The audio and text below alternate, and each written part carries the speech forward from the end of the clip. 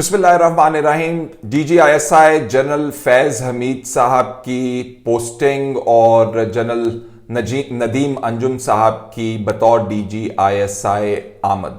पहले तो फैज़ हमीद साहब का रोल जो है वो बहुत ही इम्पोर्टेंट है बतौर DGISI, क्योंकि इस दौर के अंदर बहुत सारे ऐसे मामलात थे जो हर ज़ुबान ज़द आम भी हुए, इंटरनेशनली भी उनके हवाले से बहुत ज़्यादा जो है बातचीत हुई। उसका अभी भी असर व रसूख इंटरनेशनली जो है वो जारी है। मैं बात कर रहा हूँ अफ़गानिस्तान में तालिबान की आमद के हवाले से, और साथ साथ जनरल फैज़ हमीद साहब के सियासी रोल जो अपोजिशन ने उनके हवाले से इल्ज़ामात रेस किए और जो उनके खिलाफ अभी भी अदालत के अंदर मुकदमात नहीं, दो मुकदमात, एक सुप्रीम कोर्ट के अंदर और एक इस्लामाबाद हाई कोर्ट के अंदर उनका नाम जिसके अंदर लिया गया है वो मौजूद हैं।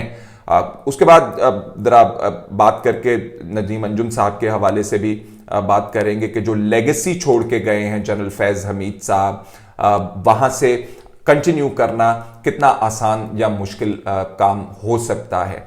सबसे पहले तो फैज़ हमीद साहब के दौर के हवाले से बात कर लें। सबसे जो मेरा ख्याल है हॉलमार्क उनके दौर का वो अफगान तालिबान का टेक ओवर है अफगानिस्तान के अंदर और अमरीकियों का विड्रॉल है एक 20 साल जंग के बाद, जिसमें पाकिस्तान को बराह रास्त तो नहीं, उनके ऊपर हमेशा उंगलियां उठाते रहे कि आप तालिबान को जो है उनकी मदद करते रहे हैं। उसके बावजूद तालिबान जो है आ जाते हैं और पाकिस्तान जो है अब भी तालिबान की मदद करते हुए आपको पूरी दुनिया के अंदर नजर आता है। उसकी अपनी वजूहात हैं, हमारे इमीडिएट नेबर हैं, वहां पे कुछ होता है तो यहाँ पे असरात जो हैं वो डायरेक्ट आते हैं। मैं उस हवाले से बात नहीं करना चाहता, मैं पर्सपेक्टिव जो है माफी चाहता हूँ ISI जनरल फैज़ हमीद के हवाले से करना चाहता हूँ।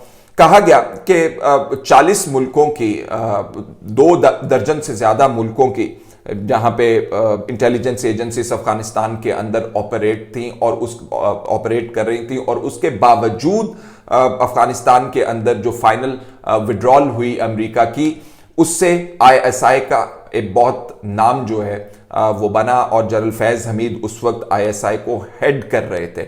लेड फ्रॉम द फ्रंट आप कह सकते हैं। अब सामने से उन्होंने इस तमाम कैंपेन को लीड करते हुए वो नजर आ रहे थे जब वो अफगानिस्तान चले गए, और बड़े दबंग अंदाज से जाके उन्होंने मीडिया को भी वहां पे फेस किया। मुझे नहीं पता कि वो पहले से अरेंज था, प्लान था, सरप्राइजिंग था। जो काम नजर आ रहा था जनरल फैज़ हमीद साहब के बॉडी लैंग्वेज से, उसे तो शायद लगता था कि ये प्लान है, लेकिन बाद में हमें पता चला कि जी ये प्लान नहीं था। इस तरह का किसी तरह का भी इंटरैक्शन, क्योंकि जो मुल्कों के इंटेलिजेंस एजेंसी के सरबराहान होते हैं उनका मीडिया के साथ इंटरैक्शन का कोई प्रेसिडेंस या मिसाल इस कहीं भी दुनिया के अंदर मौजूद नहीं है।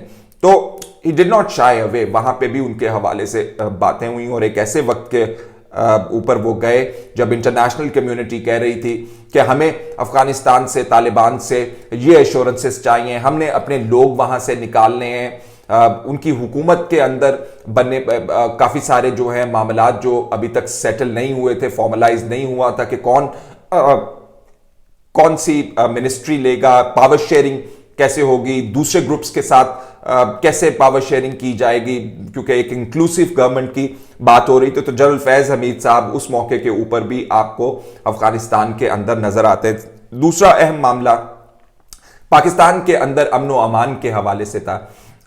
ISI का एक बहुत बड़ा हमेशा से मुल्क की सिक्योरिटी के अंदर रोल रहा है डायरेक्टली, और जो अफवाज पाकिस्तान के लोग फ्रंट लाइंस के ऊपर लड़ रहे होते हैं, मैं कहता हूं कि ISI के लोग उनसे भी आगे बिहाइंड एनिमी लाइंस, यानी कि उन लोगों के साथ इनके ताल्लुकात होते हैं जो बराह रास्त हमारे दुश्मन होते हैं। तो उनकी बड़ी एक नाजुक सी सूरत हाल होती है और कब उनके साथ क्या होगा उनको ये इल्म नहीं होता, तो वो भी जान पे हथेली पे रखने वाला एक काम होता है। तो उस तमाम मामलात के अंदर अमन व अमान लेकर आना, ये क्रेडिट बतौर ISI के सरबरा जनरल फैज़ हमीद के साथ जाएगा। बेशक बहुत ज्यादा कंट्रोवर्सी जो है हो चुकी है जनरल फैज़ हमीद साहब का नाम जब आता है तो सियासी मामलात भी उमड़ कर जो है वो सामने आ जाते हैं। मैं उनका भी अभी जिक्र करूंगा।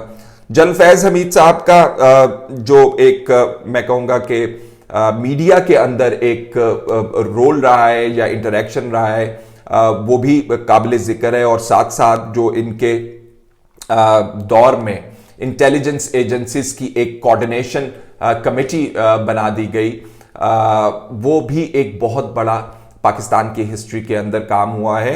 हम जानते हैं कि नेक्टा जो है वो काफ़ी देर से ऑपरेट कर रही थी और उनकी ख्वाहिश थी कि तमाम इंटेलिजेंस एजेंसीज को एक प्लेटफॉर्म के ऊपर लेकर आया जाए, क्योंकि बहुत ज़्यादा कंट्रोवर्सी जनरेट होती है जब एसेट्स के मामलात आते हैं। एसेट्स उन लोगों को कहा जाता है जिनसे इंटेलिजेंस ली जाती है, और हमारी इंटेलिजेंस एजेंसीज के मुख्तलिफ एसेट्स जो है बाद में बाज दफ़ा वहाँ पे बहुत कॉन्फ्लिक्ट होता था। तो प्रपोज किया जा रहा था बहुत अरसे से कि एक जगह पर लेकर आए, लेकिन मुख्तलिफ जो इंटेलिजेंस एजेंसीज हैं उनके अपने अपने अंदरूनी जो हैं वो मैकेनिज्म हैं वर्किंग के, और अपने अपने उनके तहफ़्फ़ुज़ात भी हैं और इंटरेस्ट भी हैं जिनको उन्होंने प्रोटेक्ट करना होता है। तो इसलिए एक बहुत बड़ा गैप था इन तमाम इंटेलिजेंस एजेंसीज को एक प्लेटफॉर्म पर लेकर आना। जनरल फैज हमीद के दौर में ये काम भी हो गया। अब जरा मैं सियासी मामलात के हवाले से जिक्र करना चाहता हूं कि जनरल फैज हमीद साहब के हवाले से क्या कहा गया। मरियम नवाज साहिबा ने तो इस्लामाबाद हाई कोर्ट में एक मौके के ऊपर हाल ही में यह भी कह दिया कि अंपायर जो हैं वो जनरल फैज हमीद साहब हैं और उन्होंने हमारे खिलाफ मुकदमात जो है वो बनाए हैं। तो डेफिनेशन भी हमें अंपायर की चेंज होती हुई नजर आई। इमरान खान साहब जिस अंपायर के हवाले से बात करते थे वो मुस्लिम लीग नून को जो अंपायर नजर आते थे, तो बाद में अंपायर की डेफिनेशन भी हमें उनके हवाले से चेंज होती हुई नजर आई। दो अहम मामला जनरल फैज हमीद साहब के हवाले से अदालतों में मौजूद हैं। एक मरियम नवाज साहिबा ने एवनफील्ड अपार्टमेंट के केस के अंदर उनका नाम ले रखा है और मामला जो है वो अदालत के अंदर है। अदालत उसकी समाअत कैसे करेगी, कैसे नहीं करेगी, खातिर में लाएगी नहीं लाएगी, वो एक अलग मामला। दूसरा मामला जस्टिस शौकत अजीज सदीकी साहब, साबिक जज इस्लामाबाद हाई कोर्ट, उन्होंने तो बराह रास्त बारहा सुप्रीम कोर्ट के अंदर जनरल फैज साहब का नाम लिया और उन्होंने कहा कि बतौर DGI, not as director general ISI, DGI के तौर पर वो उनके पास आते रहे और उन्हें मरियम नवाज और नवाज शरीफ के मुकदमात के हवाले से ये कहते रहे कि इनको आपने रिलीफ नहीं देना, नहीं तो हमारी मेहनत जो है ज़ाया हो जाएगी। ये शौकत अजीज सदीकी साहब तमाम मामलात अपनी स्टेटमेंट लेकर सुप्रीम कोर्ट के सामने गए हुए हैं और सुप्रीम कोर्ट ने इस मुकदमे की समाअत की हुई है और काफ़ी देर से सुप्रीम कोर्ट ने ये मुकदमा जो है अपने पास ही रखा हुआ है, उसको कुछ कर नहीं रहे हैं, अपने पास उन्होंने रखा हुआ है। पता नहीं वो कौन सा मुनासिब मौका होगा जिसके ऊपर इसकी समाअत होगी, क्योंकि जस्टिस शौकत अजीज सदीकी साहब जो हैं वो अब बहाल नहीं हो सकते। उनकी तमाम तर कोशिश जो है वो ये भी है कि मुझे जो सुप्रीम जुडिशल काउंसिल में मेरी इन एलिगेशंस, इदारों के हवाले से एलिगेशंस के बाद मुझे हटाया गया, वो गलत था और सुप्रीम जुडिशल काउंसिल ने तासुब दिखाया तो मुझे रिस्टोर कीजिए बतौर जज। अब वो बतौर जज रिस्टोर भी नहीं हो सकते, डेट भी गुजर चुकी हुई है, टाइम बहुत सा गुजर चुका हुआ है, लेकिन उनका मुकदमा जो है वो अभी जिंदा है। और वो जिंदा किसने रखा हुआ है? सुप्रीम कोर्ट ऑफ पाकिस्तान ने जिंदा रखा हुआ। ये थे जनरल फैज हमीद साहब, जितना हम उनको देख सके या जान सके या उनके दौर के अंदर चीदा चीदा मामलात सामने आए। जनरल नदीम अंजुम साहब के हवाले से एक दो बातें हैं, वो ये हैं कि एक तो इस वक्त जो हमारी बातचीत चल रही है तहरीक तालिबान पाकिस्तान से, उस हवाले से, उन मुआहिदों के हवाले से और पाकिस्तान के अंदर अमन व अमान के हवाले से है, तो एक मेजर एरिया है चैलेंजिंग इस वक्त जो कि फेस कर रहे पाकिस्तान जो है उसको सिक्योरिटी के हवाले से फेस करना हो। और जितनी अफगानिस्तान के अंदर इस वक्त मैं कहूँगा तशवीशनाक सूरत हाल है, क्योंकि अमेरिका जो है एक तरफ तो वो ट्रॉयका बना के बैठे हुए हैं जिसके अंदर चाइना भी मौजूद है, अमेरिका भी मौजूद है और ममालिक भी मौजूद हैं। पाकिस्तान में हाल ही में मीटिंग भी हुई है, लेकिन दूसरी तरफ अमेरिकन ने वो जो चोक होल्ड है, जो उनको गर्दन से पकड़ा हुआ है, वो बिल्कुल वो माली मामलात हैं और वो रिकग्निशन के मामलात हैं जो कि अफगान तालिबान के हवाले से हैं, और अमेरिका ना उनको रिकग्नाइज कर रहा है, ना उनके पैसे रिलीज कर रहा है, ना उनके फंड्स रिलीज कर रहा है, ना उनके बैंकिंग के मामलात सीधे। और फर्दर तालिबान के अंदर उनके रैंक्स के अंदर डिविजन्स की खबरें भी जो हैं वो आजकल बहुत गर्म है। तो ये इसका तमाम तर ताल्लुक पाकिस्तान की सिक्योरिटी के साथ ही जुड़ा हुआ है, क्योंकि हम उनके साथ बातचीत ही इसलिए करते हैं, उनकी मदद के लिए ही आवाज जो है पूरी दुनिया के अंदर उठाते हैं, और उसको बेसी इस चीज पे करते हैं कि जनाब कुछ यहां पे होगा तो उसका असर पाकिस्तान के अंदर आएगा।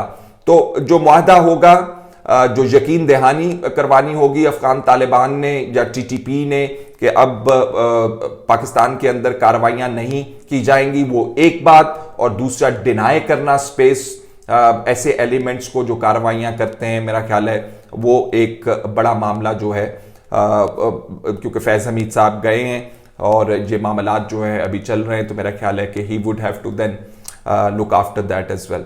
दूसरा मामला पाकिस्तान के अंदर उमूमी तौर पर जो आजकल बढ़ता हुआ इदारों के हवाले से सियासत के अंदर मुदाखलत के इल्जामात लगाए जा रहे हैं, मेरा ख्याल है वो बहुत एक इंपॉर्टेंट एस्पेक्ट होगा उनके लिए।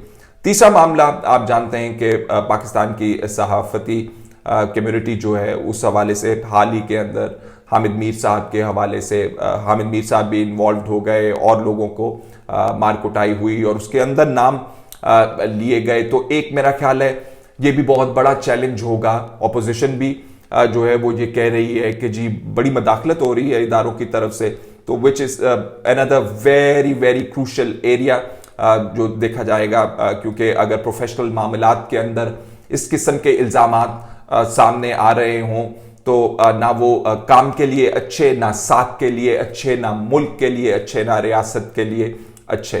फिलहाल हमारी तरफ से इतना ही, इजाजत दीजिए, अल्लाह हाफिज।